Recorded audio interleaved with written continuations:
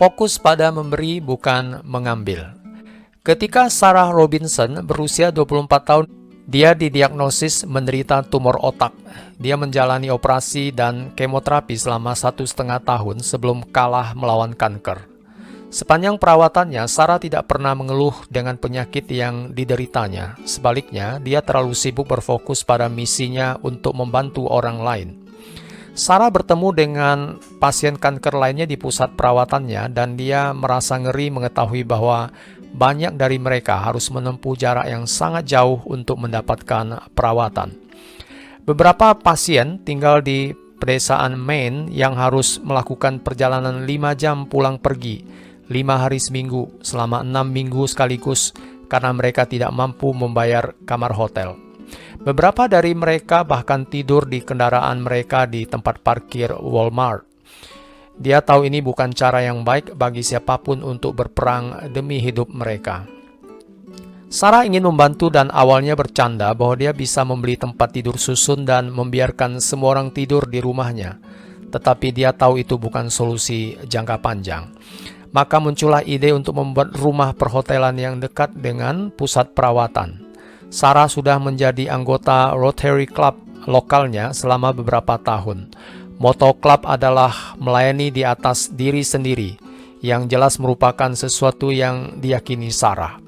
Dia mengajukan ide tersebut ke klub dan anggotanya setuju untuk membantunya membuat rumah perhotelan. Dia menjadi bersemangat untuk mengubah ide ini menjadi kenyataan dan dia bekerja tanpa lelah untuk mewujudkannya. Keluarganya mengatakan bahwa meskipun dia sedang menjalani kemoterapi, dia sering bangun di malam hari untuk mengerjakan proyek ini. Meski kesehatan Sarah memburuk, sikapnya tetap positif. Dia memberitahu keluarganya, "Saya tidak akan meninggalkan pesta lebih awal. Saya akan sampai di sana lebih dulu."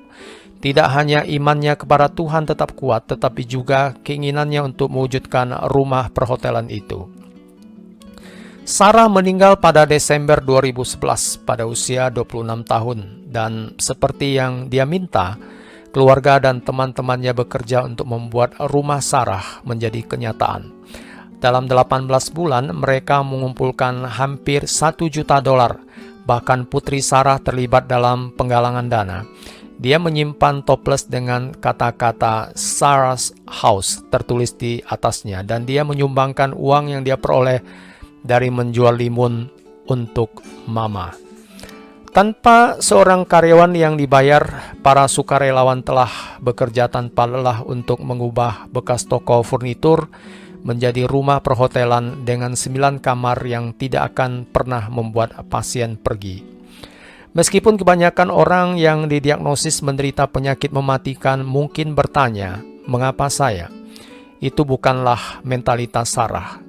Ketika kesehatannya memburuk hingga dia tidak bisa lagi mengenakan piyamanya sendiri dan suaminya harus mendandaninya, dia menulis di jurnalnya, "Saya adalah wanita paling beruntung yang masih hidup. Saya memiliki penegasan yang sangat kuat bahwa saya telah meninggalkan semuanya," tulisnya di jurnal lainnya.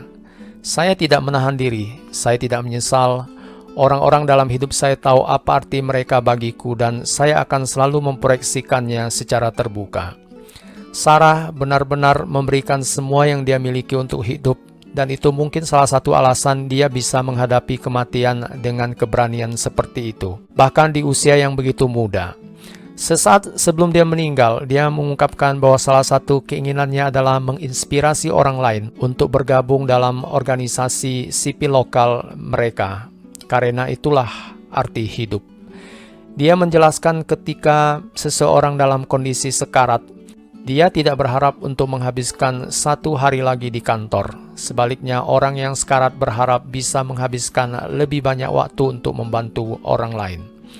Sarah tidak pernah menyia-nyiakan 1 menit pun dengan merasa dunia berhutang padanya karena dia menderita kanker. Sebaliknya, dia fokus pada apapun yang bisa dia berikan kepada dunia. Dia membantu orang lain tanpa mengharapkan imbalan apapun.